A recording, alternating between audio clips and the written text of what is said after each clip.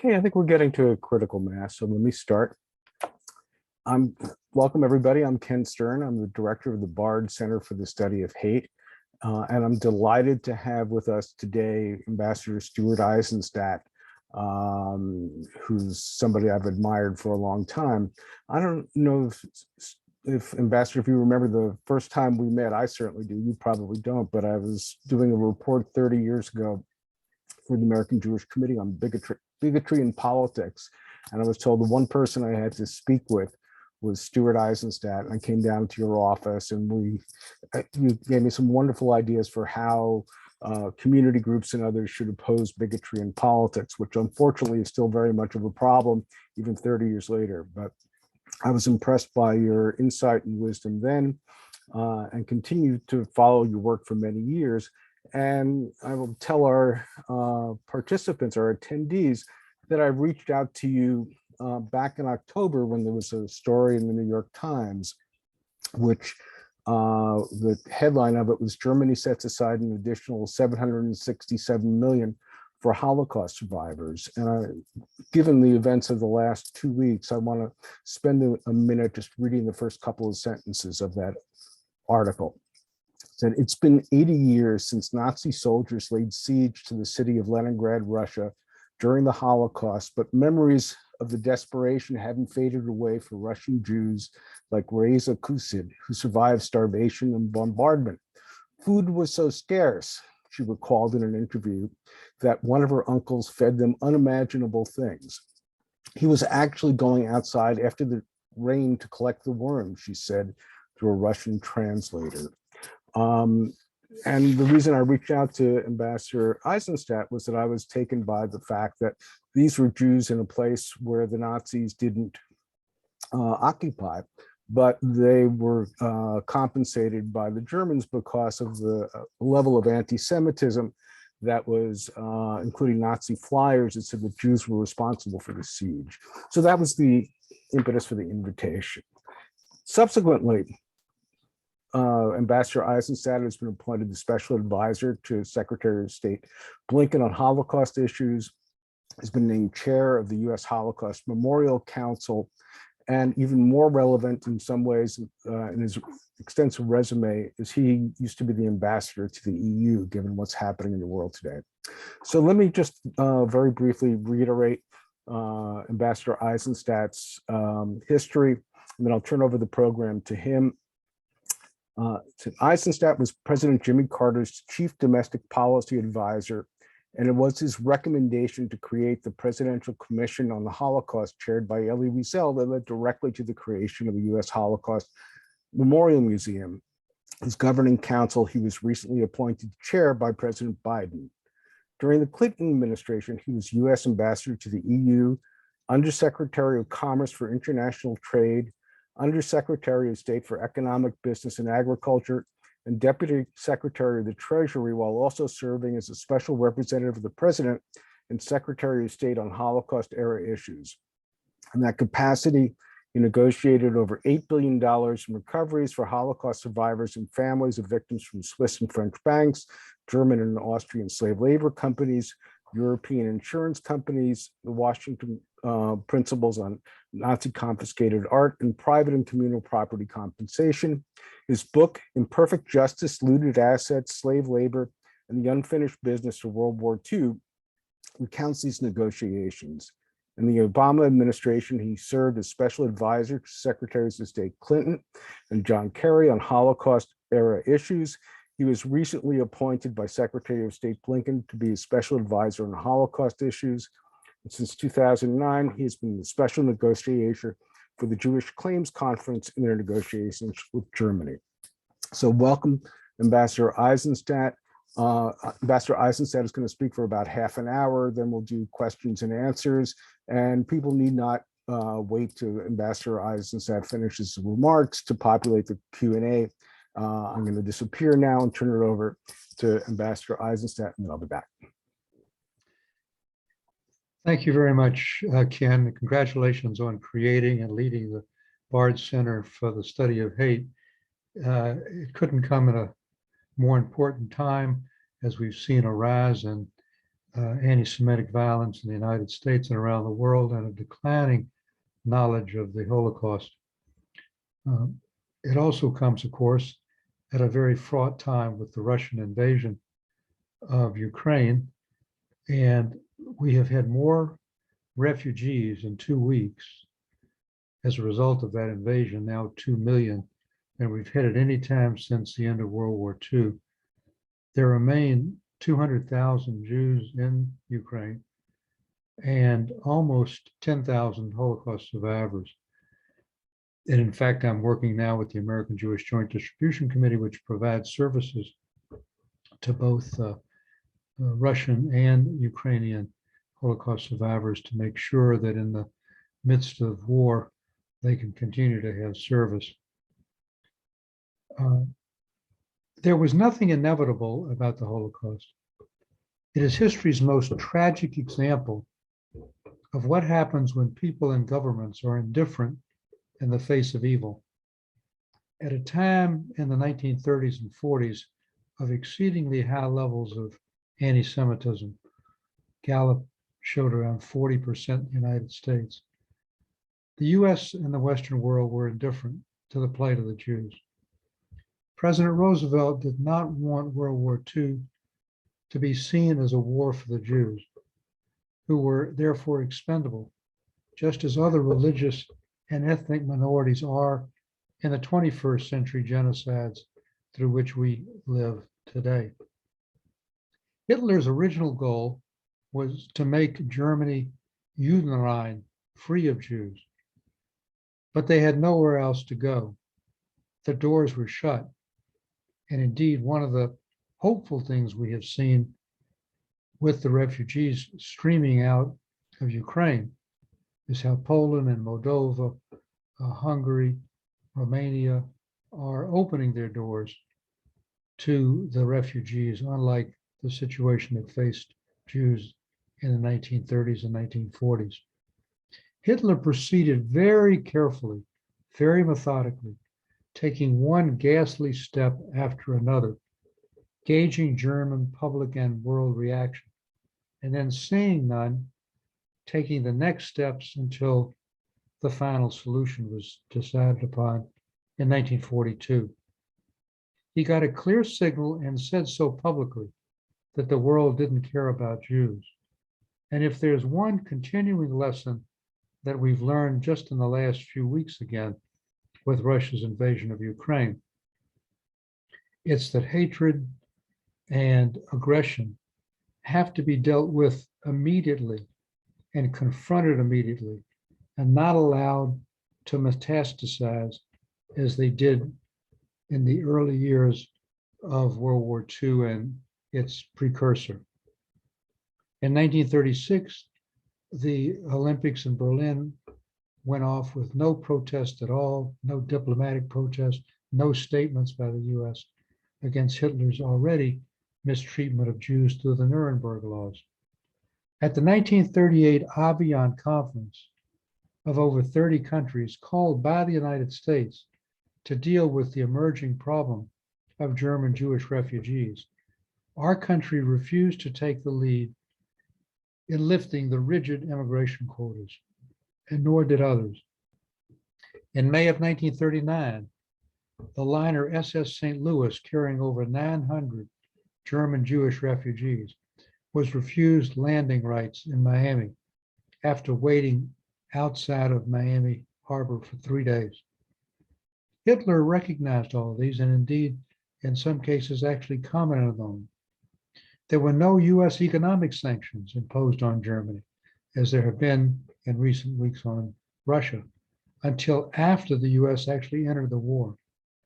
President Roosevelt and his close friend, Supreme Court Justice Felix Frankfurter, brushed off eyewitness accounts provided to them by a courageous Polish diplomat, Jan Karski, who risked his life by twice going into the Warsaw Ghetto so he could bear eyewitness. Arthur Hayes Sulzberger, publisher of the New York Times, instructed his editors to bury stories of the Holocaust. American Jewish leaders were largely passive in refusing to pressure Roosevelt concerned about raising anti-Semitic sentiment even further. Assistant Secretary of State Breckinridge Long instructed U.S. consulate in Europe to do everything possible to delay Jews from entering the United States. And he denied one after another visa application. There were 1 million unused visa slots, even with our rigid immigration quotas during the Holocaust. The staff of Treasury Secretary Henry Morgenthau, when I served as Deputy Secretary of the Treasury and went into his former office almost every day with Larry Summers as my secretary, presented Secretary Morgenthau with a 1944 report remarkably entitled "The Acquiescence of This Government in the Murder of the Jews," leading Roosevelt finally to create the War Refugee Board with Morgenthau as chairman, which saved tens of thousands of particularly Hungarian Jews, working with courageous people on the ground like Raoul Wallenberg, but too late to save more. On the liberation of the death camps, to his credit, Nazi atrocities were first filmed and revealed to the world at the instance and insistence of Supreme Allied Commander, later President Dwight Eisenhower. But the staggering dimensions of the Holocaust were not understood, and it quickly took a back seat as the focus of the US and the West was on the Cold War against the Soviet Union, one that seems to be revived in our very living rooms by the Russian invasion of Ukraine. Only a tiny fraction of Nazi perpetrators were tried at Nuremberg, and some senior Nazi officials were actually recruited by US intelligence to combat the Soviet threat. Jews trying to reclaim their confiscated homes and businesses were driven off or even killed in Poland and Lithuania, and post-war restitution laws in West Europe were inadequate. Many survivors were placed in squalid, displaced persons camps after the war. President Truman's representative, Earl Harrison, reported to the president, and I quote, "We appear to be treating the Jews as the Nazis treated them, except we don't exterminate them." The British, still in control of Palestine, kept over 50,000 survivors from entering in camps in Cyprus, some up to 5 years after the war. Eyewitnesses like Elie Wiesel spent years trying to get his classic book Night published in English, finally succeeding only in 1962. But the monstrous dimensions of the Holocaust couldn't be hidden forever, although action to deal with its consequences was slow and painful. The April 1961 trial in Jerusalem of Adolf Eichmann, following his dramatic capture by Israeli agents in Argentina, broadcast to the world the face of evil and the dimensions of the murder of the Jews. I grew up in Atlanta in a home suffused with Judaism, with a father and 2 uncles who served in the US military, but the Holocaust was never discussed, and I never met a survivor. My confrontation with the Holocaust occurred after a year in the White House with President Johnson, and then becoming research director of the presidential campaign of Vice President Hubert Humphrey against Richard Nixon. It was there that I met Arthur Morse, a co-worker who had just published a path-breaking new book called While 6 Million Died, exposing what FDR and his administration knew about the genocide of the Jews and failed to act on. This was a shock to me. FDR was an icon in our home, and I pledged to myself that if I was ever given the choice and the opportunity in the US government to remove this cloud from the otherwise distinguished World War II history, where brave soldiers helped win the war, but whose government did so little to save the Jews, that I would do so.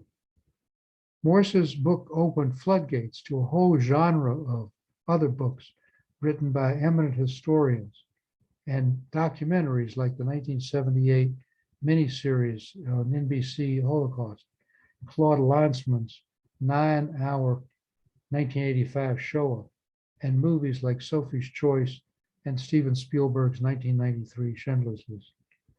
Beyond books and films, however, for the first time in history, never before and frankly never since, a unique process was created by which a country that had abused its citizens and those of the countries it occupied agreed to compensate survivors wherever they lived. In September of 1951, the first post-war German chancellor, Konrad Adenauer, accepted responsibility for the sins of the Nazis. In his words, and I quote, "for the unspeakable crimes that have been committed in the name of the German people," end quote. A month later, 23 Jewish organizations convened in New York to create the Conference on Material Claims Against Germany, or as it's called now, the Claims Conference. In a historic agreement in 1952 in Luxembourg, the State of Israel and the West German government agreed that the Germans would make direct payments through the Claims Conference to survivors. Since then, Germany has paid over $90 billion to survivors. I became the special negotiator of the Claims Conference in 2009, along with a Holocaust survivor team from the US, Israel, Poland, and the UK. And we greatly expanded eligibility to different categories of people. I've negotiated over $9 billion in additional benefits for low-income needy survivors with dramatic higher monthly payments, hardship fund payments, pensions, special supplemental payments for survivors from the Soviet Union who are the poorest and remain the poorest today, dramatic increases in home care services so home care workers can come in to deal with needy, often bedridden survivors and provide them food and medicine and socialization service and transportation to doctors. We started when I began in 2009 with the Claims Conference. The whole worldwide home care budget was 34 million euros. In 2022, as a result of our most recent negotiations in 2021, that figure is $662 million. We created a new 11 million euro program to help poor survivors obtain COVID vaccines. We created new programs for those on the kinder transport to England and those who were child survivors. And we also created a new program of payments over a 2-year period, 2021 and this year, to those who were in the Leningrad siege during 1942 to 1944. So we continue to create an ever expanded universe of eligible people, almost all income tested. I'm very inspired, and I use that word advisedly, by the Germans with whom I've negotiated these agreements over more than a decade. These are people who largely weren't even born during World War II, and yet they continue to feel a moral obligation to correct the sins of their fathers and grandfathers. And the amounts that we negotiate, as large as they are universally and across the board supported by all political parties in the German Bundestag. Beyond the Claims Conference and payments by Germany, I led a unique effort during 8 years in the Clinton administration, and then continuing in the Obama administration, and even today now in the Biden administration, to negotiate over $8 billion in recoveries for Holocaust survivors and heirs of victims. Importantly, for the first time in history, from private companies for the harm they caused to civilians, Jews and non-Jews, during World War II.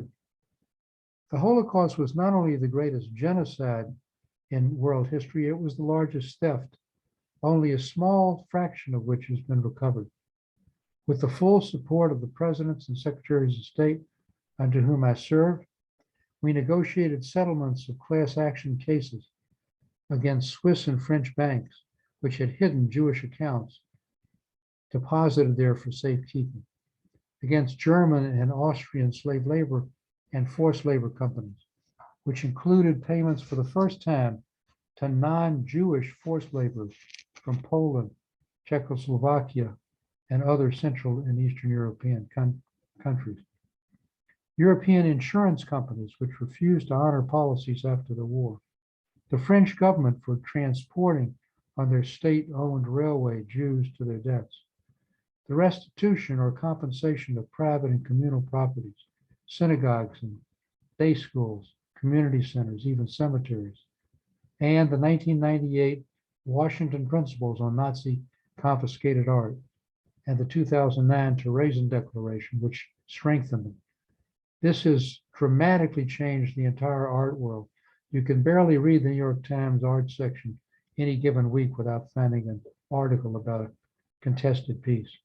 This has led to the compensation or restitution of thousands of the 600,000 Nazi looted artworks, as well as to pensions to survivors from Austria and Poland, wherever they live now. And yet, with all of this, we should be embarrassed that today, March of 2022, at least 50% of the 250,000 Holocaust survivors in the world are poor or near poor. Some 90% of those in the former Soviet Union and Eastern Europe, 30% in the United States, 35% in the Jewish state of Israel. It's absolutely unacceptable that those who suffered so grievously in their youth should live their declining years with further indignities. But I feel very strongly that the final word on the Holocaust must be memory, not money. This is more important than ever with rising anti-Semitism, declining knowledge of the Holocaust, and the passing of eyewitnesses at the rate of 6% a year. A survey just this year by the World Jewish Congress of German young people showed that 30% said they knew nothing about the Holocaust. And a recent survey by the Jewish Claims Conference of American millennials and so-called Generation Z young people showed almost half couldn't name a single one of the more than 40,000 concentration camps, ghettos, or other facilities established during World War II to imprison Jews. 56% couldn't identify Auschwitz. 63% didn't know that 6 million Jews had been killed, and astonishingly, 11% blamed the Jews for the Holocaust. Roughly half said they had seen Holocaust denial or distortion on their social media platforms. But on a positive note, almost 2/3 felt that Holocaust knowledge should be compulsory in schools, and 80% believed it was important to learn about the Holocaust. There are similar figures in the Claims Conference survey for adults and young people in Canada, in the UK, in Austria, and in France. A lack of knowledge, but a great willingness to learn. The need to preserve memory is what led me to recommend in April of 1978 to President Carter, a presidential commission on the Holocaust chaired by Elie Wiesel, which in turn proposed the US Holocaust Memorial Museum. Since that museum opened in 1993, there have been 50 million visitors, some 90% of whom are non-Jews.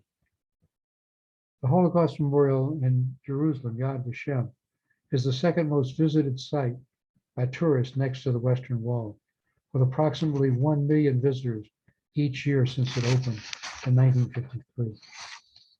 In January of 2000, when I was Deputy Secretary of the Treasury and also had the dual responsibility of being special representative of President Clinton and Secretary Albright on Holocaust issues.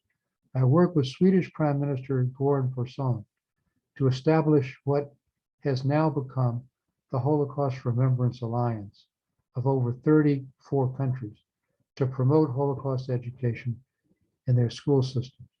Unfortunately, in the United States, only 17 of our 50 states have any mandatory Holocaust education, although others permit it. In 2020, the US Congress passed the Never Again Holocaust Education Act to provide $10 million to the US Holocaust Museum, whose governing council I now chair, to promote Holocaust education.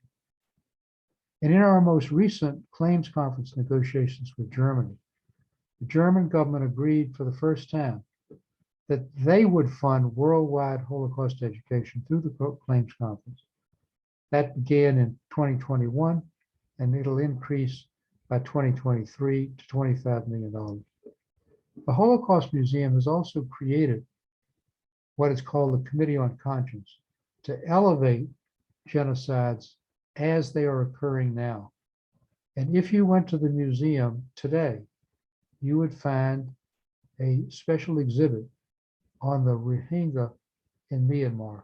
And there have been other special exhibits of other minorities who have been oppressed.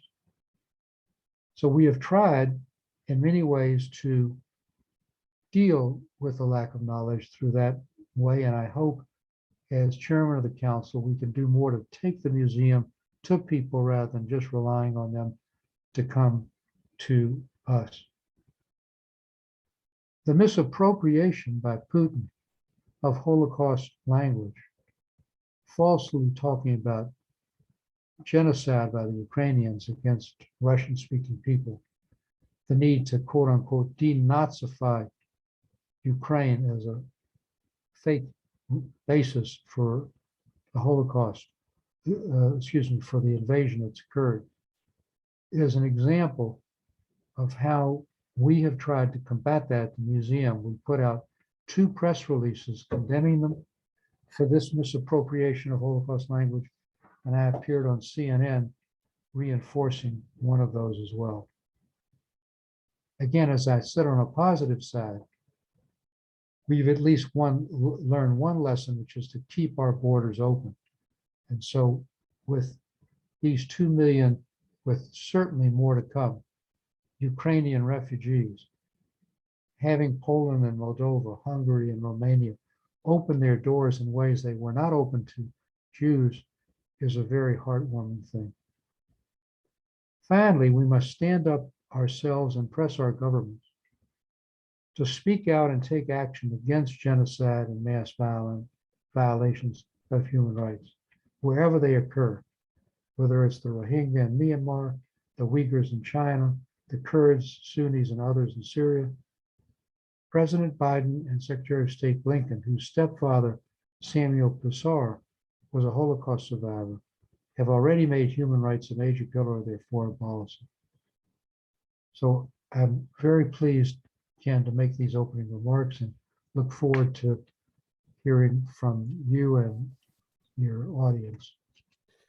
Thank you, Ambassador, for that very enlightening, both personal and detailed, exposition of the work of the museum, your work over the many decades. I mean, it's very clear that your entire career has been pursuing justice on many fronts, and we all thank you for that very much. Let me remind people, if they have questions, to put them in the Q&A box, and I will moderate them and ask them to the ambassador. But let me start out first with just a very narrow question that was one of the ones that led me to extend the invitation, which is the question about the Jews in Leningrad, because as you detailed in the history of compensation for victims of the Holocaust, it was for people that were slave laborers, it was people who had their property stolen, it was for people that were in the camps. These were people that were not directly impacted. So how much of the the restitution and the reparations that you've been dealing with over so many years have been for people that are not, were not directly under the Nazis, but had an indirect impact. Yes, well, first of all, we made the case that the Jews in Stalingrad siege had a particular fear because the Nazis dropped leaflets constantly saying to the people of Leningrad, if you'll release these Jews, then the siege will end, and blaming them for the siege. And so they've now been receiving, over a 2-year period, hardship payments of about $2,500. There are still several hundred alive who will receive those. And it's very important for you and your colleagues to understand how desperately poor, and I've seen it with my own eyes, Holocaust survivors are in the former Soviet Union and Central and Eastern Europe, often bereft of family because their whole families were wiped out. They're absolutely dependent as a lifeline on having home care workers and having those workers provide them with meals, with socialization service, with transportation, with companionship. Thank you. And what do you see as the future of the claims conference? I mean, you talk about the fact of the desperate situation of so many survivors, but they're all elderly. At some point in the next decade or two, they're going to be gone. So is the claims conference going to close up? Is it going to transition into doing other things? What's the plan? Well, first of all, that hopefully won't occur for some many years. I mean, we still have 250,000 alive, and with expanding life, people are living into their 90s. The Germans, in fact, often say to us, we don't understand why the budgets are going up and the number of survivors are going down. The reason is that those who are still surviving become more needy, more in need of these services. Ultimately, when there are no survivors left, the claims conference hopefully will become a major supporter of Holocaust education. But that is many years down the road. I hope you're absolutely right on that. A question from one of our attendees: compared to Germany, how has Austria done in dealing with the Holocaust? Well, I wrote a book called Imperfect Justice about all of my negotiations during the Clinton administration. And Austria was in many ways the most complicated because they saw themselves as the so-called first victims rather than as the willing accomplices. I think that my negotiations and the actions of many others within Austria have rewritten that history in a more accurate way. They welcomed Hitler overwhelmingly and enthusiastically. They willingly used slave labor. They were, yes, attacked in a sense by Hitler, but the Anschluss was done peacefully without any real resistance. They wanted to be part of a greater Germany. So we negotiated with some extraordinary people in Austria. Maria Schomeyer was my negotiating partner for the slave labor aspect, which we had already concluded in Germany. She was the former head of the Central Bank of Austria. She came out of retirement. I negotiated directly with Wolfgang Schüssel, the chancellor, and with others on property issues. We were able to get basically an improved payment for slave and forced laborers and a $210 million fund for private property, the most thoroughgoing private property fund except for Germany's anywhere in the world. So given that history and how long the Austrians attached themselves to it, we made remarkable and dramatic progress in dealing with Austria. Thank you. I would like to say go ahead. one other thing, though. Sure, please. It relates both to Austria and to Germany. I insisted when I started negotiating to mediate the class actions that were filed against the German and Austrian companies, that this should not be a Jewish exercise alone. Indeed, if you look at the 10 billion Deutschmarks, there were no euros at the time, $5 billion negotiation with German slave and forced laborers, 80% of that 10 billion Deutschmark fund went for slave and forced labor, and 80% of that 80% went for non-Jewish forced laborers, like 1 million Poles and others from Central Europe who had never been paid before by the Germans. So we made it not just, again, for Jewish slave laborers who were being worked to death. They did, those who survived get more than forced laborers, but for forced laborers, it was the first time, again, that non-Jews were paid by Germany. One question is, could you repeat the name of the book that got you interested in the Holocaust? Yes, You had mentioned. It's called, 6 Million Died by Arthur Morse. I will also show you cover in my book called Imperfect Justice, still available on Amazon. But that book by Arthur Morse was called About 6 Million Died. Thank you.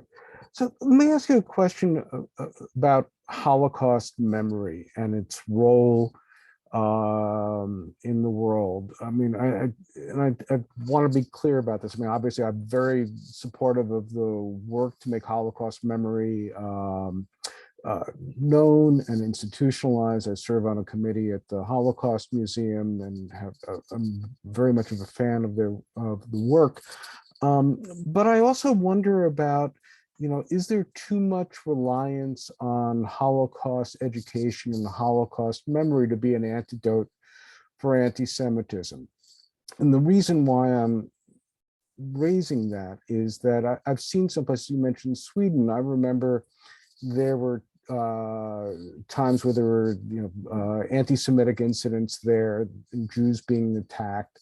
And the State Department put out a report commending Sweden for its Holocaust education, but there was a disconnect from the type of attacks that were happening. I mean, there were some places in Europe, especially after the Second Intifada, where you had young, Arab and Muslim people that were attacking Jews in various places. And, it always struck me that the idea of them knowing more about Wannsee or the details of the Holocaust wasn't going to have an impression upon them if they were hearing things about Israelis with guns lording over people that were their co-religionists. So could you describe a little bit more deeply, what the theory is and how Holocaust education should be used for combating anti-Semitism? But are there other things that are beyond that you think are important too? Well, it should be used not just to combat anti-Semitism, it should be used to combat hatred of anyone who is the other, who is different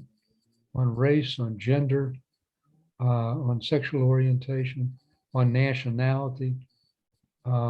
That's the ultimate meaning and purpose of Holocaust education. Yes, it's to remember and memorialize the 6 million who were killed and millions of others, non-Jews, who were also caught up in Hitler's crimes. But to be most relevant and most meaningful, which is what the museum tries to do and what Holocaust education needs to do, it has to relate to genocides that are happening today, to hatred that has happened today, and to cap hatred as early as possible before, as I mentioned, it metastasizes. Thank you. So a question, do you think of the excuse me, what do you think of the European Union when they didn't have any place for Syrian refugees? Now all of a sudden they have a capacity to host the Ukrainians. Yes, that's a very good question. I mean, I was ambassador to the European Union for 2.5 years, and I know Europe very well. Without question, there was an Islamic factor in restricting emigration of Syrian and Iraqi refugees. I'm very pleased that with respect to Afghan refugees, that same resistance does not appear to be the case, but it certainly was with Syrians. Ukrainians, of course, or Slavic. They're generally Orthodox Christians, and that does make a difference without question. It makes it easier to accept as opposed to Islamic or Muslim refugees. There can be no question about that. Thank you. Next question is, the destruction in Ukraine is already massive, and we don't know what horrors are yet to come. Would it not be useful for the US Holocaust Memorial Museum to initiate now a public debate about reparations from Russia to Ukrainians as a moral statement with an eye to helping those suffering? Well, that's a very good issue for us to consider. We have, as I mentioned, a committee on conscience, and that's one potential issue. When you think of we see it now in our TVs before our eyes each day, the wanton killing of civilians, driving people from their homes, the huge losses that occur. These are moral and material losses. And just have a comment and somebody thanking you for all your good work over the decades. And if people want to populate other questions, please do. Let me follow, some of these themes a little bit further, if I might. So what do you see about the difference of reactions? You talked about Rwanda and what the Holocaust Museum has a special exhibit, and we talked about the difference in treatment of Syrian refugees versus Afghan refugees and so forth. I mean, there's so many places in the world where governments are targeting people based on differences. But there's no sort of standard that we're all human beings and we're all going to take the same reactions to it. Governments have their interests. There are competing geopolitical things. So, how do we create a world where when anybody is the victim of genocide or being targeted based on who they are to be lesser in society, that we, make sure our institutions have the same standard for everybody, regardless of their skin color, religion, or place in the world? Well, there's no statutory definition, but there is, going back to the 1948 UN Convention on Human Rights. We now have an International Court of Justice in The Hague, an International Criminal Court in The Hague. There's a case that's been brought now by Ukraine against Russia in the International Court of Justice. And there is a collection going on now of evidence to determine if this meets the definition of war crimes. So there are standard international definitions of crimes against humanity, of human rights. These are increasingly incorporated into judicial decisions. Thank you. Let me ask you a question about reparations generally, because we've had debates in society about the question of reparations, not just obviously Holocaust reparations, which you described, but also I remember 30 years ago when I was beginning at AJC about reparations for Japanese Americans who were in the camps in the United States during World War II, and now there are discussions about reparations based on discrimination, historic, against African Americans for slavery. And there's some that are talking about discrimination against LGBTQ folks who've gotten economically disadvantaged because of that, and reparation. How do you see that larger scope? Where are reparations useful and where might they become problematic? Well, that's a really very good question. let's look at the aftermath of apartheid in South Africa with Nelson Mandela. Nelson Mandela's essential response when he was elected president was not reparations.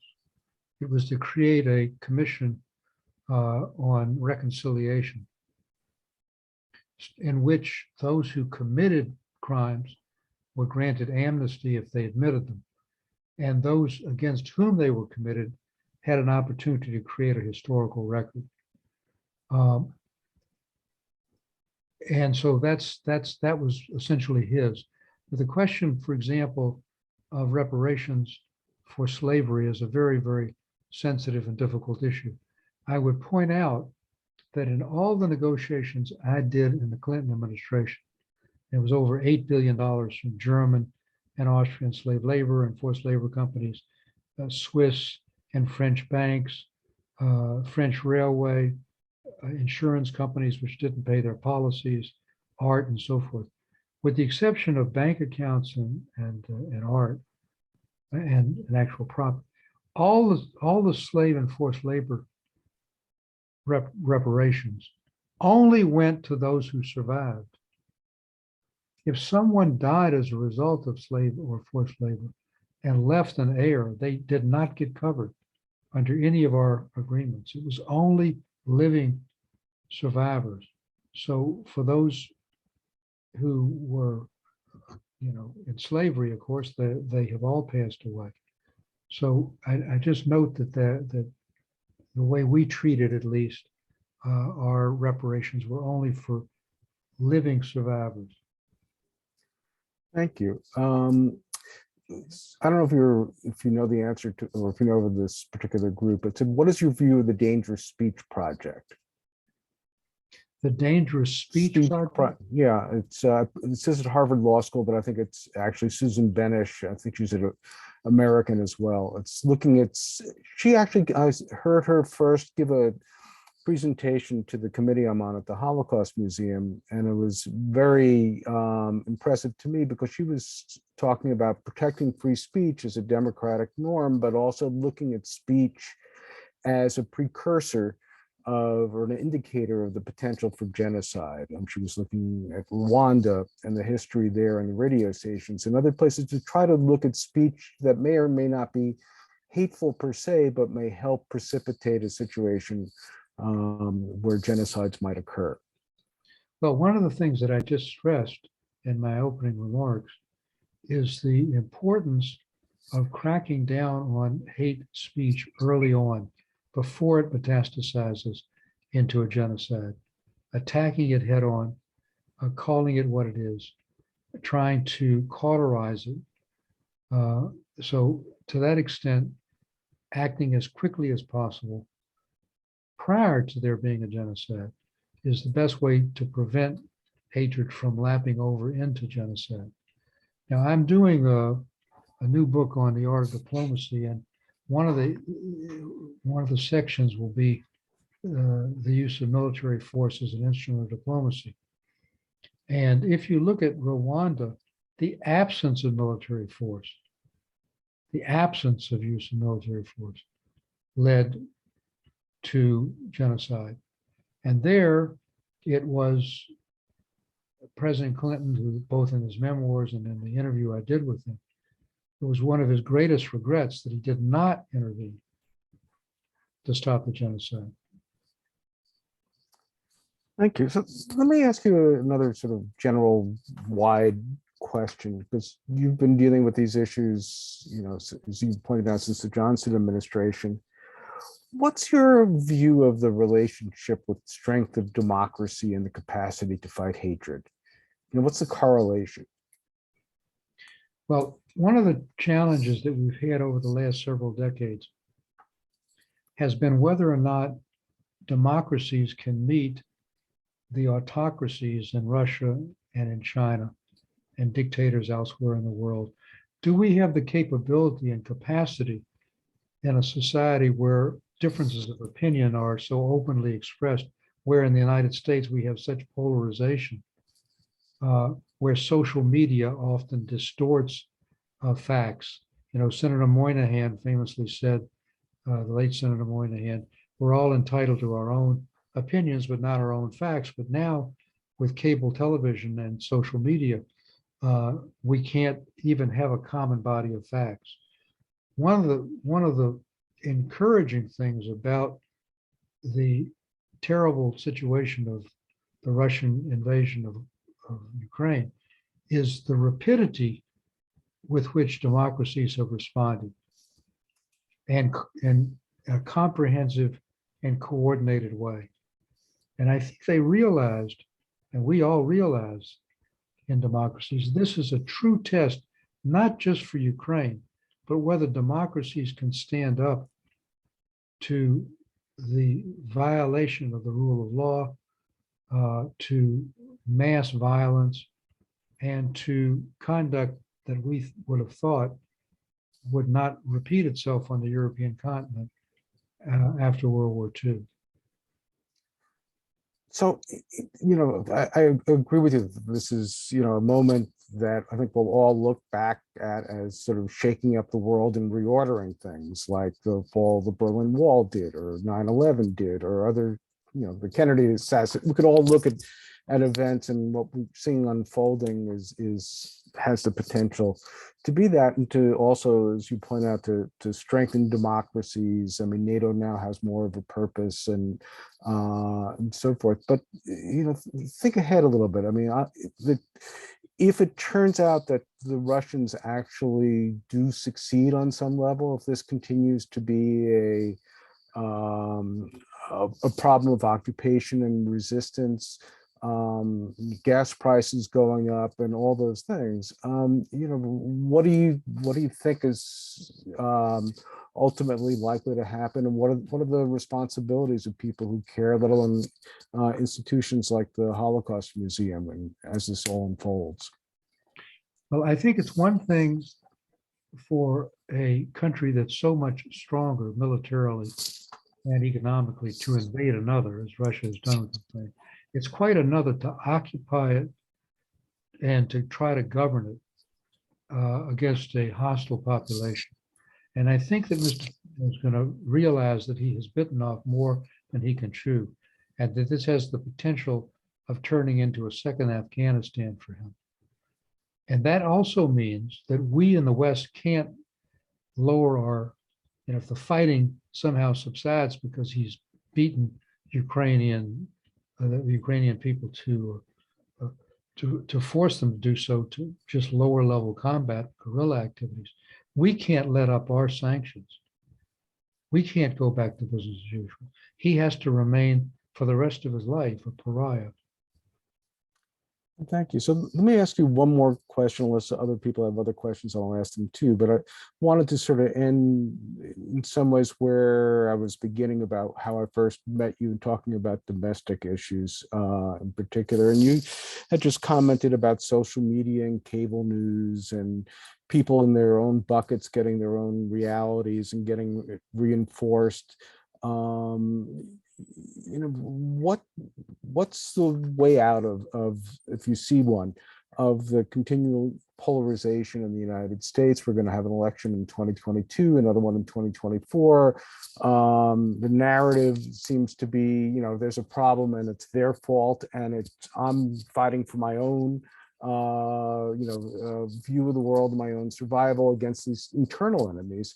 How do we get to a point where we see more of the commonality that we're all Americans, than the us versus them, red and blue, and other ways we divide ourselves?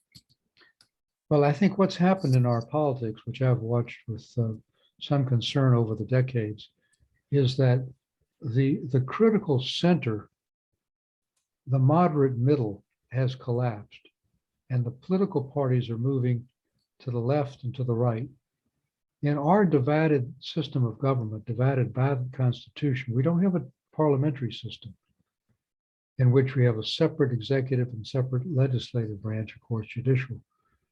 If the moderate middle doesn't hold, if compromise doesn't become something that's accepted rather than, as it is oftentimes now, a dirty word, if we all go to our separate camps and our separate media outlets, then we're in for a real problem in terms of being able to be competitive in the world, to deal with violations of human rights, to deal with the attacks by autocrats. This should be a wake-up call. Yes, of course, America's always had sharp political differences. Hamilton, Aaron Burr, going back to the beginning. But we've got to rebuild the sense that we are all Americans, that while we differ, the opponents aren't enemies. We shouldn't hate our political opponents, to use the term of your center. We can disagree with them, but at the end, we have to try to find a way of working out common approaches. And I hope that maybe the shock of the Ukrainian crisis will help us accomplish that. So a question about something you just said. So why do you think that the center has failed? I think it's a whole host of things. First, income inequality over decades has caused people to be open to demagogic appeals, to frustration. Second is social media. When I was growing up, and I think, Ken, I don't want to put you in a premature age category. We grew up with having 3 networks producing generally similar news, Cronkite and Hundley and Brinkley and so forth. Now we have sharply divergent cable stations, which are appealing to bases on the left and right and not on the middle, where there's no advertising revenue. It's not exciting. And that's even more elevated by social media, by people being able to post things on Facebook and Twitter that can be totally outrageous. I mean, we saw that, and we continue to see it with the vaccines and with COVID. So I think it's a combination of frustration and inequality, at the fact that the ladder of upward mobility seems to have stalled, that for the first time in modern history, people don't think their children are going to have a higher standard of living than they are having. And it's the influence of, I think, cable and social media. Thank you. I had a similar conversation over a glass of wine a couple of years ago, pre-pandemic, with Ira Katz-Nelson from Columbia, an historian. And he pointed the same things that you do, but it also pointed out something that I hadn't thought of before, which was the demise of the American labor movement. That when people felt disrespected and ignored, that was the place they went to organize around some of the economic issues. And with that outlook gone, it opened up some opportunity, in his view, and I agree with it, for some demagoguery. And yeah, I mean, I think also it's money in politics. I mean, Congress used to be an institution within my lifetime and in my work in Washington, in which members would battle on the floor and then they would go out and have a drink together. Their families would. Now everybody's gone by Thursday, they come back Monday. Their families don't even live oftentimes in Washington. There's no socialization, there's no opportunity for fraternization across party lines, and the influence of money is very debilitating. I mean, when we ran the 1976 presidential campaign against President Ford, we each took public funds in the checkoff system, $20 million to run a presidential campaign. yeah. You can't run a good campaign for Congress for less than, tens of millions of dollars, and billions for a strong Senate race. And that's a very negative influence. The Citizens United decision was terrible. Gerrymandering creates non-competitive districts. I mean, it's been estimated now that only a tiny fraction of the congressional districts will be competitive. And so you don't need to appeal across party lines. You just appeal to your base. All of these That's- factors together. Well, anyway, I appreciate all the work you're doing to make the world a better place, both domestically and internationally, and to make us all more just and less hate. So let me thank you for your time. I really Thank appreciate you it. I know how for busy you are. leading the Center for Bard Center for the Study of Hate. Oh, thank you. And our students and other attendees have really learned a lot today. And thank you always. And I look forward to one of these days, maybe having, getting together again in your office, and maybe even having a glass of wine. Well, wine would put us in the elite category. Why There don't you go. I'll go with a beer. Thank you, Ambassador. Take care. Have a good rest of your day. Goodbye, everybody. Thank you. Okay, bye-bye.